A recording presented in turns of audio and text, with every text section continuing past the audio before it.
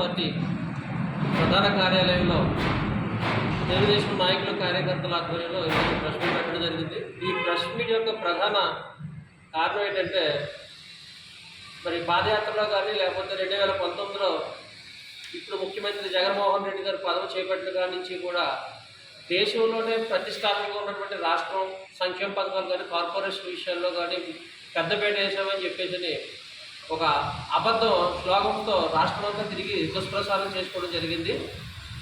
రాజ్యాంగం ప్రకారం ఎస్సీ ఎస్టీలకి ప్రతి సంవత్సరం బడ్జెట్ వేలాది కోట్లు ఏ ప్రభుత్వం ఉన్నా సరే కేటాయించడం జరుగుతుంది. అందులో ఒక్క రూపాయి కూడా ఇతర వర్గాలకు ఎవరికి కూడా ఇవ్వడానికి లేదు. అది రాజ్యాంగంలో ఎస్సీలకి ఉన్నటువంటి హక్కు, అది రాజ్యాంగం ప్రకారంగా.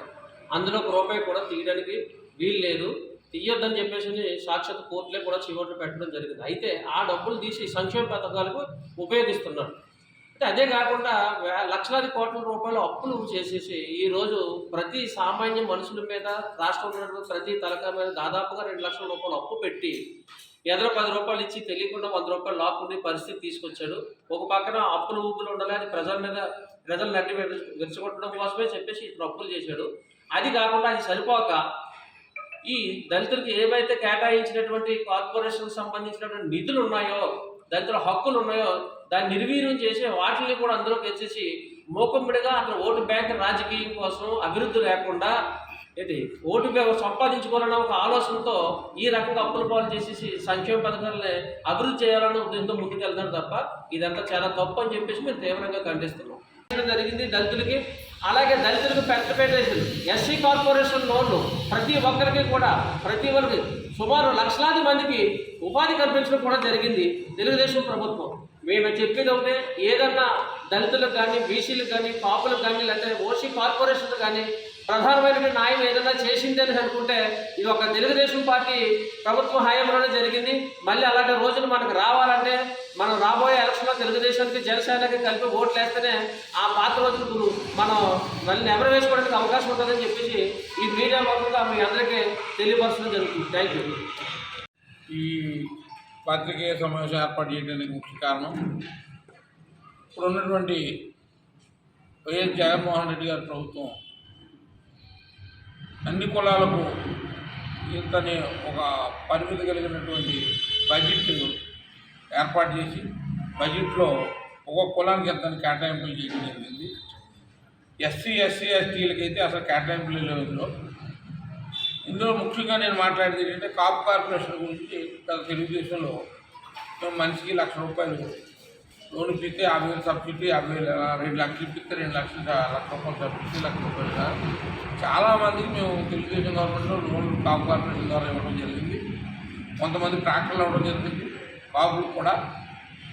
అలాగే ఈ వ్యవసాయ పనిముట్లు ఇవ్వడం జరిగింది. కానీ ఇప్పుడు ఈ గవర్నమెంట్లో ఏ విధమైన లబ్ధి పొందకుండా కాపులకి, ముఖ్యంగా చంద్రబాబు నాయుడు గారు ఇచ్చినటువంటి సెంట్రల్ గవర్నమెంట్ అలాట్ చేసిన 10% రిజర్వేషన్లో కూడా 5% రిజర్వేషన్ మాకు అలాట్ చేయడం అయినా అది కూడా ఈయన ఫస్ట్గా క్యాబినెట్ మీటింగ్లోనే మా కొన్న అలాట్మెంట్ని రద్దు చేయడం జరిగింది. కాపు కార్పొరేషన్ అని ఇక్కడ సుమారుగా 3,88,99 కోట్లు కేటాయింపు జరిగింది ఇక్కడ. కానీ ఎక్కడ 1 రూపాయి కాపులకు ప్రత్యేకంగా కాపు కార్పొరేషన్ ద్వారా ఇచ్చింది అయితే మాత్రం ఏమీ లేదు. మరి ఈ కేటాయింపులన్నీ ఏమైనా ఎటు మళ్లించబడ్డాయి అనేది విషయం మాకైతే పూర్తిగా తెలియదు. ఖచ్చితంగా ఉన్నటువంటి ప్రభుత్వం ఈ మా కాపులకు కేటాయించినటువంటి కేటాయింపులు అసలు ఏమైనా ఎవరికి ఇచ్చారు, ఎక్కడ లబ్ధి పొందారని మా పబ్లిక్ అందరికీ అర్థమయ్యేటట్టుగా ఒక శ్వేతపత్రం రిలీజ్ చేయాలని చెప్పి ఈ సందర్భంగా కోరుకుంటున్నాం. బీసీ కార్పొరేషన్లో రాష్ట్రంలో ఉన్నాయి.